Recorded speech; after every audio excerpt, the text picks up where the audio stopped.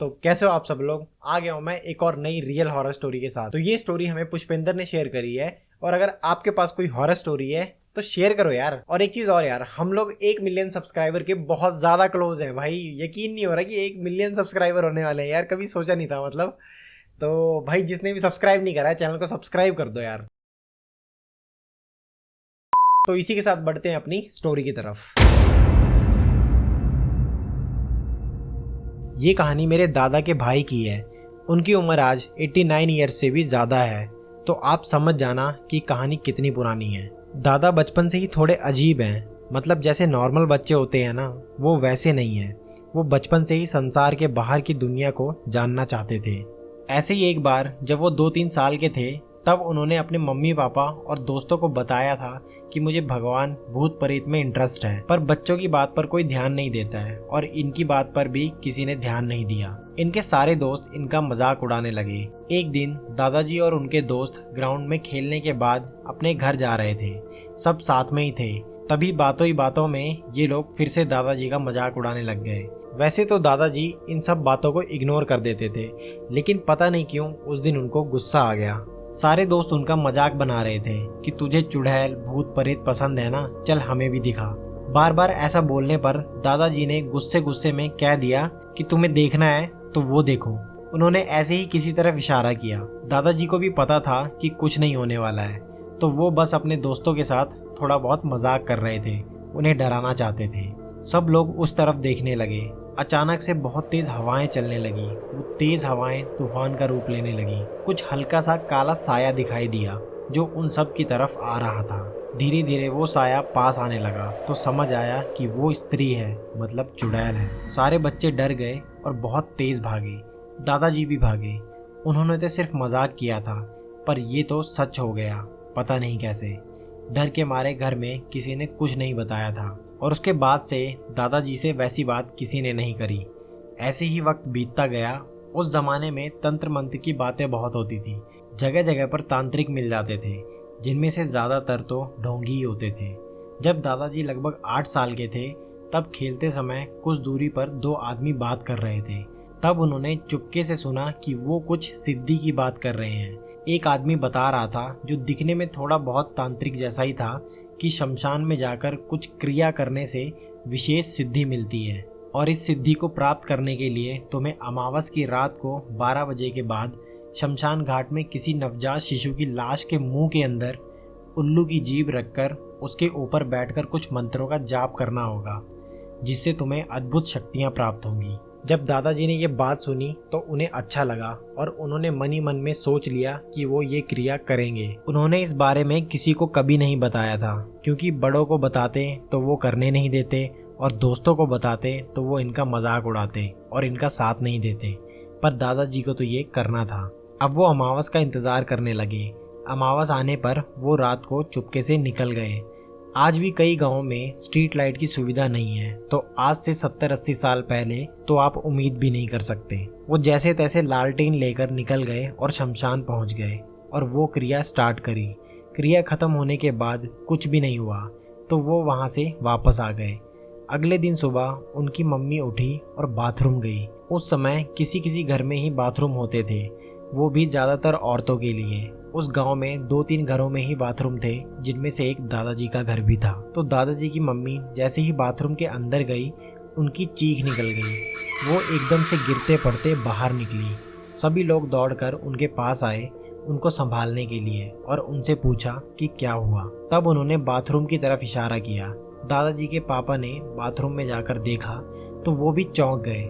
Bathroom में कुछ सामान रखने की जगह थी। वहाँ किसी इंसान का कटा हुआ सर रखा था, जो कि आधा जला हुआ था। अब पूरे गांव में हाहाकार मच गया कि ये किसने किया। अब हुआ ये था कि जब दादाजी शमशान में क्रिया करने गए, तब उन्हें किसी भी शक्ति का अनुभव नहीं हुआ, तो वो वापस आने लगे। उस दिन सुबह किसी का अंतिम संस्कार हो रहा था और बॉडी जल रही थी। उस वक्त बॉडी का कुछ हिस्सा बचा हुआ था, जिसमें सर भी था। सर थोड़ा जला हुआ था और चिता से नीचे गिर गया था, तो दादाजी उसे खिलौना समझ के ले आए। आखिर वो उस समय 8 साल के ही थे। अब वो घर के अंदर तो ला नहीं सकते थे, अगर कोई देख लेता तो मार पड़ती।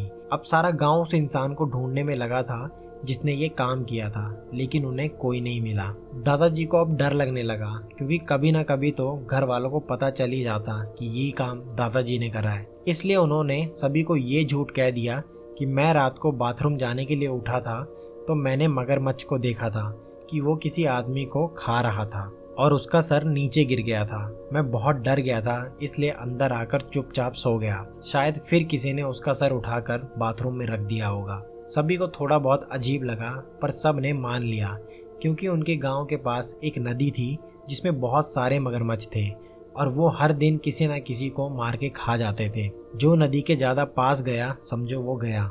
दादाजी अब बड़े होने लगे थे, इस वजह से उनको काम की तलाश थी। वो काम ढूंढने के लिए अपने गांव से बाहर बड़े शहर में चले गए और उनके साथ उनके 2 दोस्त भी आए थे, विक्रम एंड अनिल। इन तीनों को अलग अलग जगह काम मिल गया था। अनिल काम के लिए सुबह 8 बजे जाता था और रात के 8 बजे वापस आता था, और विक्रम रात के 10 बजे तक वापस आता था, और दादाजी थे वो रात के करीब 1 बजे तक वापस आते थे।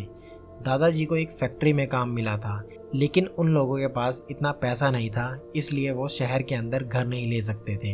तो काफ़ी ढूंढने के बाद, कई लोगों से पता करने के बाद उनको एक घर मिला। उस घर का रेंट काफ़ी कम था, तो इन तीनों ने मिलकर पैसे दिए और रहने लगे। वो घर 2 फ्लोर का था, ग्राउंड फ्लोर और फर्स्ट फ्लोर। ग्राउंड फ्लोर में घर के ऑनर रहते थे, जो कि एक ओल्ड एज कपल थे, और फर्स्ट फ्लोर में ये तीनों रहते थे। उस घर की एक बात बड़ी अजीब थी कि वो घर शहर के आउटर में था, जंगल के करीब, और उसके आसपास कोई और घर भी नहीं था। उन तीनों को ये घर कुछ खास पसंद नहीं आया था, पर सबसे कम किराया इसी घर का था, तो ना चाहते हुए भी इन्हें यहाँ रहना पड़ा। अब कुछ दिन तो सब ठीक ही रहा। उस कमरे में एक ही बेड था, तो जो पहले आता वो उस बेड पर सो जाता और बाकी सब नीचे सोते। एक रात अनिल बेड पर सो रहा था और उसे ऐसा फील हुआ कि उसकी छाती पर कोई बैठा है। पहले उसने सोचा कि ये एक सपना है, पर धीरे धीरे कोई उसका गला दबाने लगा, उसका दम घुटने लगा। उसे कमरे में किसी के होने का एहसास हुआ। किसी के चलने की आवाज़ आने लगी और दीवार की दूसरी साइड से कोई दीवार पर जोर जोर से मुक्के मार रहा था। उनका कमरा फर्स्ट फ्लोर पर था और आसपास कोई घर नहीं था, ना कोई खिड़की थी। फिर इतनी ऊंचाई पर मुक्के कौन मार रहा था? विक्रम और दादाजी को कुछ पता नहीं चल रहा था, वो मस्त सो रहे थे। थोड़ी देर में अनिल उठ के बैठ गया। वो डर गया था, पूरा पसीने से नहा लिया था। दादाजी और विक्रम उठे और अनिल को शांत किया और फिर से सुला दिया। अभी रोज होने लगा। अनिल को उस बेड पर सोने से भी डर लगने लगा था। एक रात तंग आकर उसने कह दिया कि वो उस बिस्तर पर नहीं सोएगा। उसके बाद से ही उस बिस्तर पर विक्रम सोने लगा। अब अनिल अपने काम से जल्दी आ जाता था और विक्रम का इंतज़ार करता था। उसे अकेले बहुत ज़्यादा डर लगता था, इस वजह से वो अकेले सोता नहीं था। जब विक्रम आता था तो अनिल नीचे सो जाता था और विक्रम बिस्तर के ऊपर। विक्रम के साथ कुछ नहीं होता था, पर 2-3 दिन बाद विक्रम के साथ भी वही होने लगा जो अनिल के साथ होता था। विक्रम भी अब बिस्तर पर सोने से डरने लगा। उन दोनों ने दादाजी को ये बात बताई तो दादाजी उन दोनों को समझाने लगे कि ऐसा कुछ नहीं होता, पर वो दोनों डर की वजह से मानने को तैयार ही नहीं थे। धीरे धीरे ऐसी समय निकलता गया। अब अनिल और विक्रम दोनों नीचे सोते और दादाजी बेड पर। कुछ समय तक दादाजी के साथ भी कुछ नहीं हुआ, लेकिन थोड़े टाइम बाद दादाजी के साथ भी वही सब शुरू हो गया। पर दादाजी डरने वाले नहीं थे। दादाजी ने उन सब चीज़ों को इग्नोर करा। एक दिन तीनों ने सोचा कि हमारे साथ जो कुछ भी हो रहा है उसकी वजह हम जान के रहेंगे। अगले दिन विक्रम और अनिल दादाजी के घर आने का वेट कर रहे थे, और जैसे ही दादाजी आते हैं वो तीनों मकान मालिक के पास जाते हैं। दादाजी आधी रात को आते थे, उनका काम ही ऐसा था, तो इसलिए वो अचानक आधी रात को मकान मालिक का दरवाज़ा खटखटाते हैं। मकान मालिक थोड़ा डर गया था और दरवाज़ा नहीं खोल रहा था। बाद में उसने देखा कि उनके ही किराएदार हैं। उन्हें लगा शायद कोई समस्या है, इसलिए वो दरवाज़ा खोल देते हैं। दरवाज़ा खोलते ही विक्रम और अनिल ने सबसे पहले उनसे पूछा कि कमरे में क्या हुआ था, कोई भूत प्रेत का साया है क्या? मकान मालिक और मालकिन ने यह साफ साफ मना कर दिया, कह दिया कि यहाँ पर कुछ नहीं है और तुम लोगों को कुछ वहम हुआ होगा। विक्रम थोड़ा गुस्सा हो गया और उन पर चिल्लाने लगा कि हमारे साथ ऐसा ऐसा हो रहा है। तब उन्होंने बताया कि कुछ साल पहले यहाँ पर एक लड़का आया था। वो भी आप लोगों की तरह गांव से यहाँ कुछ काम ढूंढने आया था। वो भी गरीब था, उसके पास भी पैसे नहीं थे। उसको हमने अपना ऊपर वाला कमरा किराए पर दिया था और किसी वजह से उसने बिस्तर पर खड़े होकर पंखे में रस्सी बांधकर फांसी लगा ली थी। उसके बाद से वहाँ पर कुछ पैरानॉर्मल एक्टिविटीज़ होने लगी। आप लोगों से पहले भी यहाँ कई लोग आए थे और उन सभी के साथ यही हुआ था। कोई भी इंसान ज़्यादा दिन तक टिक नहीं पाता, 2-3 दिन में ही घर छोड़कर भाग जाता। काफ़ी समय तक तो हमने खुद ही इस कमरे को किराए पर नहीं दिया था, लेकिन जब तुम लोग आए तो हमें ये कमरा किराए पर देना पड़ा। हमें लगा तुम लोग पूरे 1 महीने टिक गए हो तो वो पैरानॉर्मल एक्टिविटीज़ ख़त्म हो गई हैं, लेकिन हम गलत थे। इतना सुनते ही विक्रम और अनिल ने डिसाइड किया कि अब हम यहाँ नहीं रहेंगे।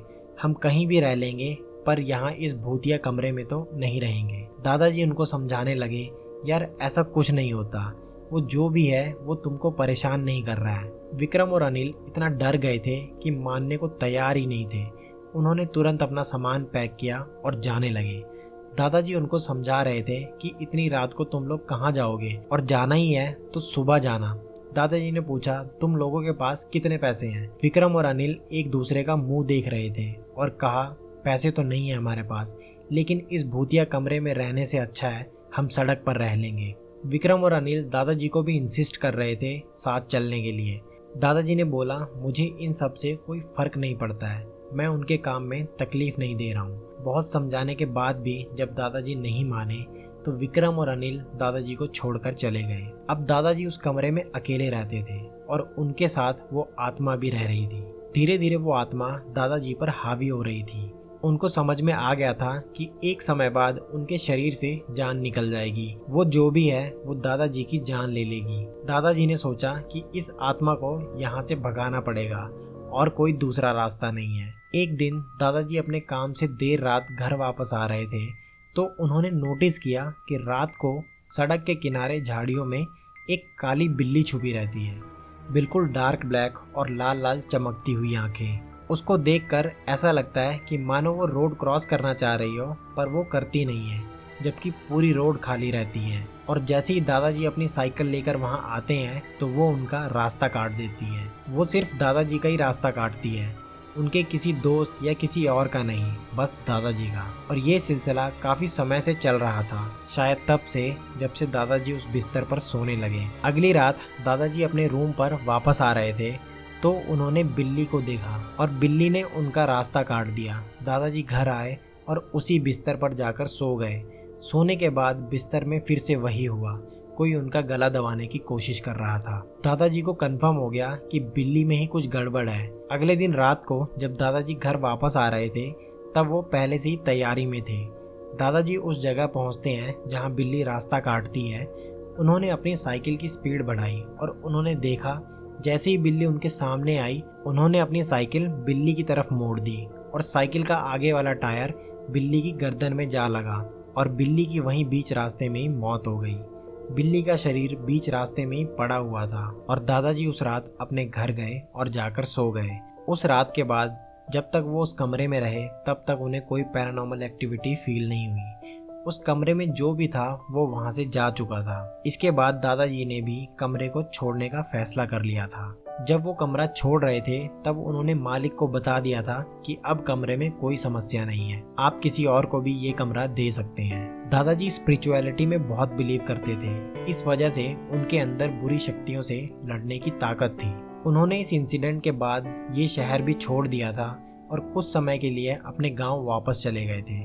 उसके बाद उनके साथ ऐसा इंसिडेंट कभी नहीं हुआ।